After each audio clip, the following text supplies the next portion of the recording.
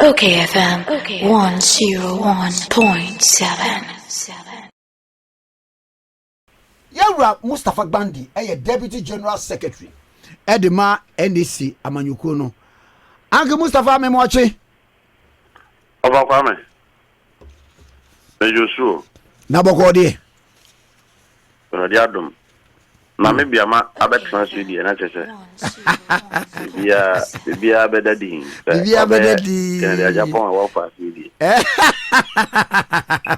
NDC for third force.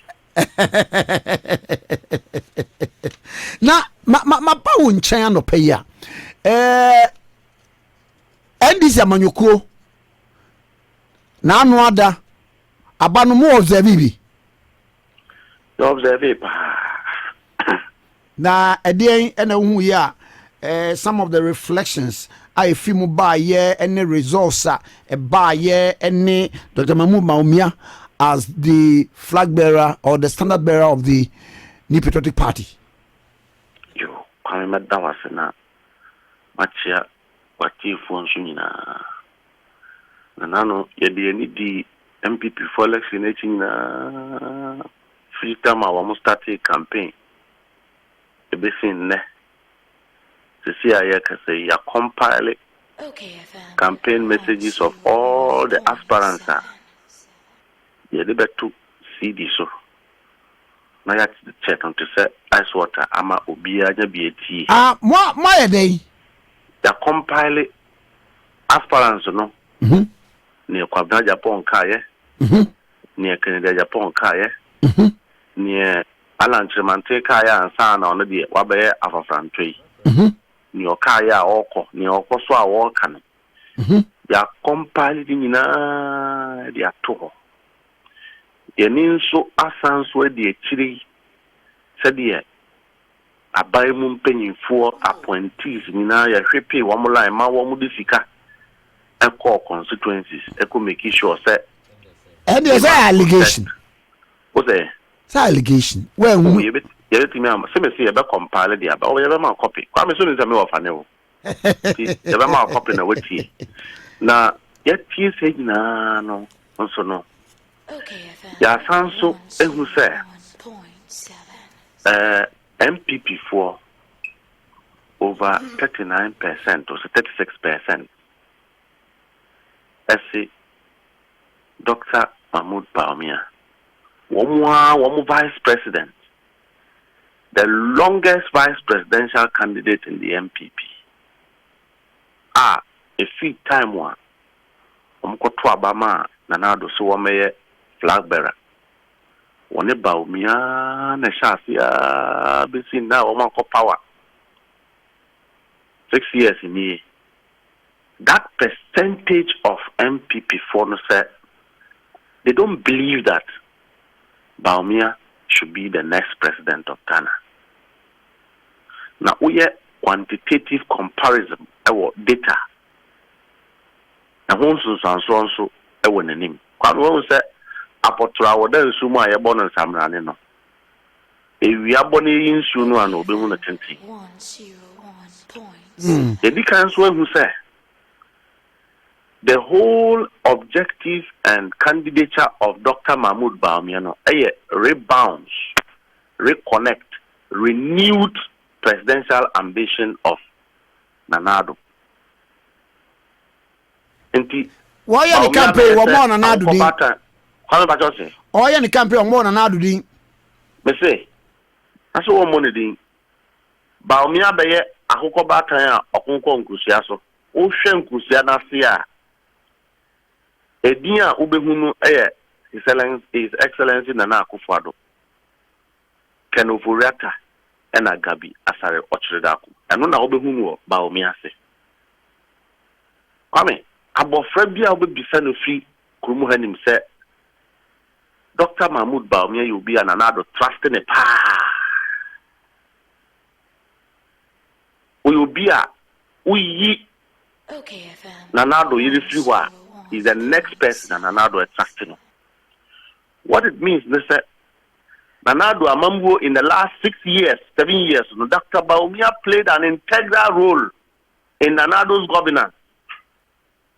to the extent say Nanado is proud to hand over his authority to Dr. Mahmoud Bawumia. Yet na e wrong say tomorrow say Nanado bema Dr. Mahmoud Bawumia be acting president na ono because you see anu hu a wabre odena mo no wabre nti opentem kra 15 mu said ye be ya na di mbode na e continue say enyi no ewa beda obi so na ono ahome odi kan kire ye nanu a okoto aba se odibie say Ghana ha problems wo ho economy no challenges wo ho but or train am a new leader aba besum now man pejin ka sa asem we na yakoto aba na ne rani ayi no mate na ono driver no say ne car no problem o na ye the car no akwese ne mate and some na bi say omo de no ko wini election awi abebo. Number 2 Kwame so wo hwe Bawumia emfoni mu a na wo ye Ghana ni ne baba wadwi mu eye one district one factory and now the promise awanye no and now obehu Dr. Bawumia enim one village one dam omakotu galamsey pits no wo hwe na nado animu a Bawumia enim na obehu so wo hwe president a wodi nyina japade sabio governance ekwakose na busuafo nsa na nado ye ya Bawumia mfoni na obehu Kwame se ekom de nipa eya onsom nyame papa o ma ayi dana bi ya begina 1 hour wo man no se nka on kire Ghana fo what is new when timi anka se Dr. Mahmoud Bawumia bedi flag bearer yi etina Ghana fo nyina benya aduane adidi Christmas e ba yi a sebio ayese hwe ensi Kwame and centrofo woje wo salary na uhinta because so crown out there to bibi taxes are equal high Ghana food taxes na omani mu pefe say aban panyifo mo na wo mo chichedi through contract enya no so be na mkaye Professor Adai former board chairman of VRA board and the can say aban panyifo de upe contractor this a wutua na just mere allegation minister no aka say yenhwe sasen mo de ma yoku it will be a road minister be ka say road ayi ministry of road from force public servants now mo hono nyina ya from for unti kromu ha and when you look at mismanagement so share corruption sabio the vice president of or former governor of Bank of Ghana no abedi vice president or sanso ye head of economic management team na abresona Bank of Ghana bankrupt Kwame Japan say this is the first time in the history of this country Kuku board are running losses. Kuku board said you one of the engines of our economic growth. It has made losses under Nanado uhu sasem no a Bawumia mfoni na obehu Kwame enkrofo a wo mu enra yesi kwalebu dialysis ayi ho se the unit no no I break it down because of 4 million Ghana cedis enkrofo ewu okayfm hospital enkrofo a wo mu eda form omunya empakra normal da so a doctor for ni a nurse fo a wo mu fi kromu ha ekọ amanoni se wo mu koye adwuma Kwame Abra His Excellency John Dramani Mahama ekunya so no journalists came from abroad to come and work in this country almost efie because there was stability in our economy Kwame so when you look at this instability in our health infrastructure Bawumia infoni na ubehu. So the collapse of the national health insurance said you anyansafo atna ho akyekere se Kwame yam yawofo a wo mu ni ka wo so Ghana yi se unisika ko hospital na aban no enso wate kakra ya papa mu a wo do koko ya papa mu a wo do balere e wo northern region ho senka wo yare a ko hospital na yemma weduro na wapomudin engineer ho no akulapse under Dr. Baumia and Nana Akufo-Addo. And when you remember these things, you will see Baumia's image. Now, Obi say, it's in to your advantage as a party. It's not the cost to one. NDC is not going to win an election because the MPP are co-elected a bad candidate. The NDC will win because we have to convince Ghanaians on merit. Say, we deserve to be in power. We deserve to come back. One. Now, His Excellency John Dramani Mahama, Kwame Wawofa, ewo track record yen ka say wayeni bibia patatatata na eseto oyeno. We admit say the NDC had its own challenges that Ghanaians were not too happy with. But Ghanaians also acknowledge today, say, under His Excellency John Dramani Mahama, so business a struggler, government will not collapse your business. It will rather enhance you to grow. Kwame ne ukopotwa. Wamu de niyama ekra efiyama no neba Ghana. They are all crying, they are collapse. That is not the same story of importers in 2016. Kwame, ushe akwai Shete motorway. Road minister under Akufo-Addo because in the year of roads. Ebra mo na Temamoto we sa problem na exist. Yeah, we didn't say no. Come before we left. John Dramani Mahama was almost signing off Temamoto way. Bisa abaimu penny for they know. Now we didn't even give assurance of motorway, but akwai Nanado road minister the woman kasa motorway. Wamu aye kwewi. Now, Uncle Mustapha. Mame kasa mwenchiro. One of the key issues in education. Kwame ne me wo fasi a otemi ho. Oba holidays last 3 weeks. Oba na me bisa am say da ba na obeku school a o se o ma opening day. Now, and then I pay, say our friend said they have to come back to school. Kwame now, we teacher you. You go school, not any deco. Now, Mammy Musadi, a question with now, maybe in the IB. And what for said, what was doing now? I had lapses at what MPP are buying. Now, there are challenges. There are challenges. There are management challenges. Okay, Miba. And now I must say, a better education. Health, roads, numuni ade mosomon fa mosomon policies a mode be say ye ba aha no de omo se no akodo e be ni sei ayi say eno be ba da ben kwame se ade no eyemre se MPP akabe 1 year o MPP for akwakoyi omo flag bearer entino NDC must jump into the air na ya start say ye promise Ghana for in the NDC promises of a political manifesto, a social contract. You must deliver. Even when you don't deliver, you must humble yourself and admit that you have not been able to deliver. What the MPP did is fraud.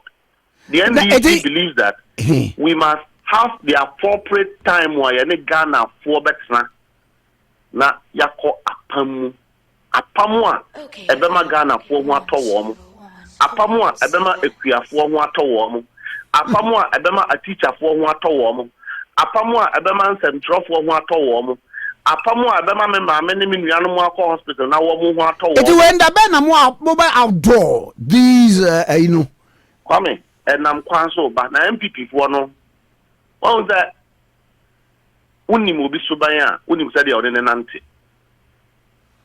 And I'm saying anokwedie enni womo akuma munti womo nsanso enye ade a edakwa mu beka ya eti jaze wa muti na monfa ma na kwame omampanyin na do bedi president inauguration speech of plagiarizing Sani Yamanintino, you are very careful, sir. Yeah, my own coin and my woman copy your manifesto. Ah, woman copy. Ah, almost now, almost Jania Cocoy say. Okay. But come here, I do also know, sir. But yeah, the citizenry, no. Yes, sir, we deserve to know. Say, okay, we are alternative government.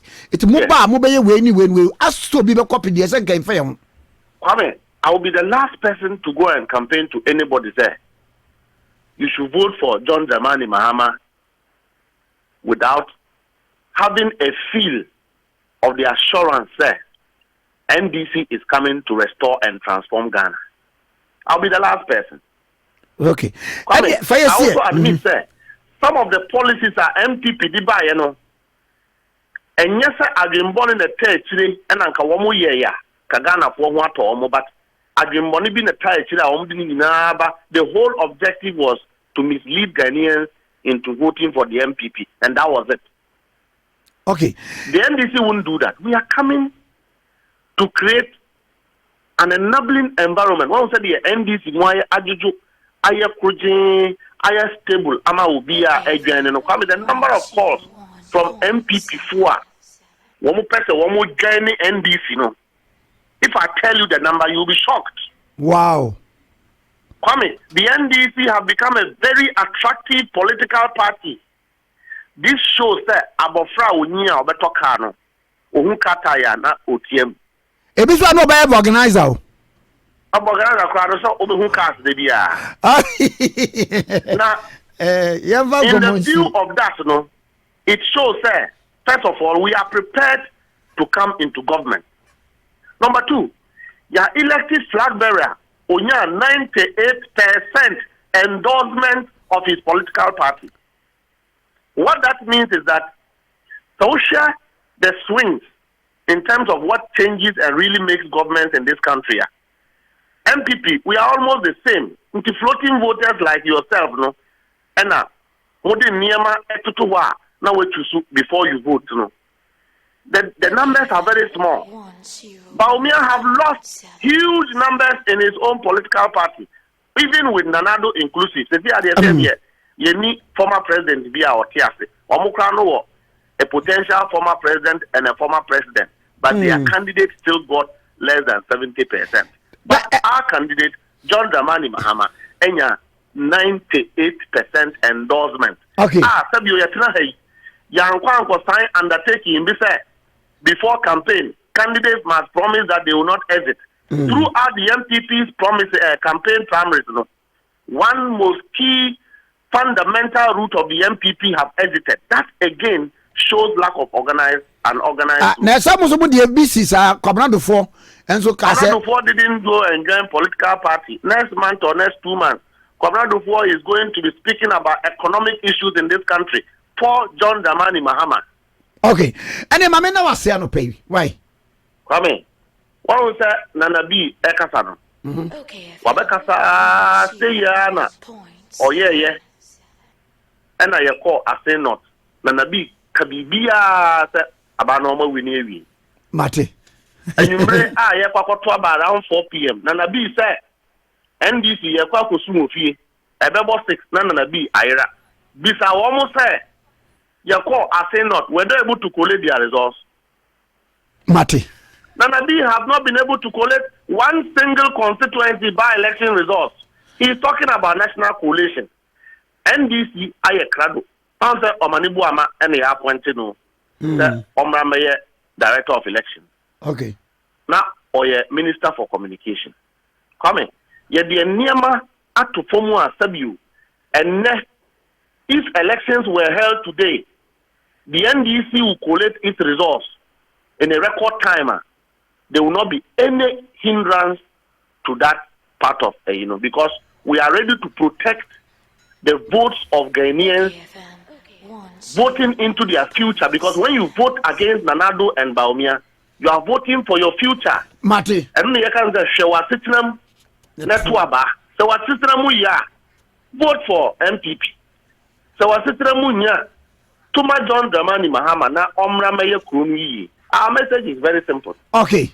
Medasa no pay.